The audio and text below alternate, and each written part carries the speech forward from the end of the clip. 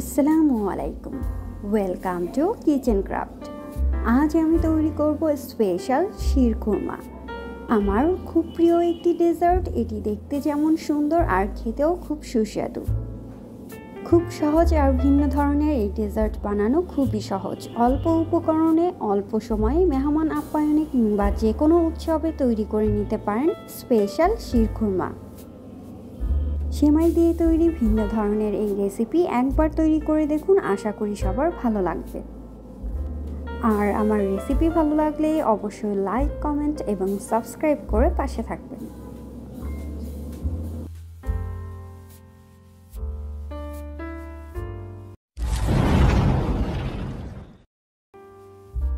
দারুণ মজার স্পেশাল শির খুরমা তৈরির জন্য প্রথমে একটি প্যানে নিয়ে নিচ্ছি ঘি 1 টেবিল চামচ। ঘি গলে আসলে অ্যাড করছি সেমাই। এই পর্যায়ে চুলার আঁচ লোতে রেখে অনবরত নেড়ে ভেজে নেব।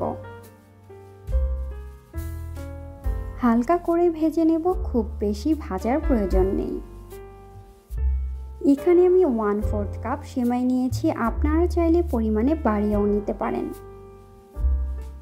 2-3 মিনিট অনবরত নেড়ে ভাজা হলে উঠিয়ে নিচ্ছি। এবার একই প্যানে অ্যাড করছি সামান্য খেজুর কুচি।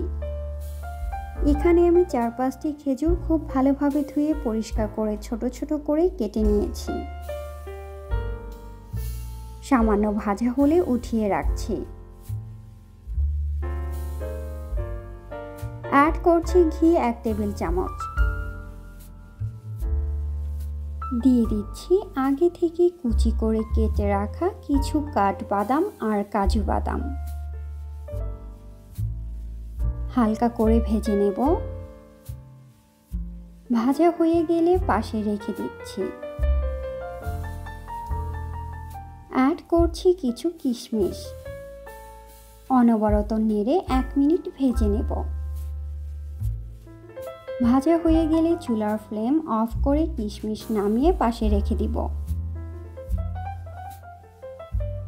এবার অন্য একটি প্যানে নিয়ে নিচ্ছি দুধ 1 লিটার পরিমাণ। দুধ দেওয়া হলে চুলার আঁচ হাই ফ্লেমে রেখে অনবরত নেড়ে জাল করে নেব।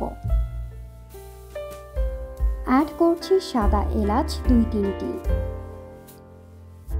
অনবরত নেড়ে দুধ গরম হয়ে আসা পর্যন্ত অপেক্ষা করব।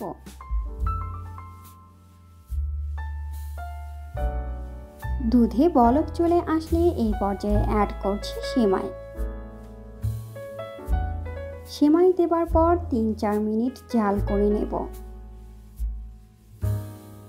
অ্যাড করছি চিনি 1/4 কাপ। এবার অনবরত নেড়ে দুধ প্রায় শুকিয়ে আসা পর্যন্ত অপেক্ষা করব। কিছুক্ষণ পর অ্যাড করছি ভেজে রাখা খেজুর। খেজুর দেবার কিছুক্ষণ পর দেখতেই পাচ্ছেন দুধের কালারটা একটু চেঞ্জ হয়ে এসেছে। সব শেষে দিয়ে দিচ্ছি ভেজে রাখা বাদাম আর কিশমিশ।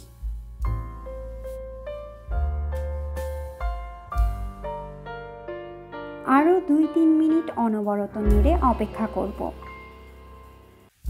দেখতেই পাচ্ছেন দুধ অনেকটা শুকিয়ে এসেছে। এখন চুলার ফ্লেম অফ করে দিচ্ছি। দুধ একদম শুকিয়ে আসা পর্যন্ত অপেক্ষা করবেন না, কেননা ঠান্ডা হবার পর আরও একটু জমে আসবে। শির খুরমা তৈরি। এবার একটু ঠান্ডা করে নিয়ে একটি বাটিতে ঢেলে নিচ্ছে। মেহমান আপ্যায়নে বা যে কোনো উৎসবে তৈরি করে নিতে পারেন স্পেশাল এই রেসিপি।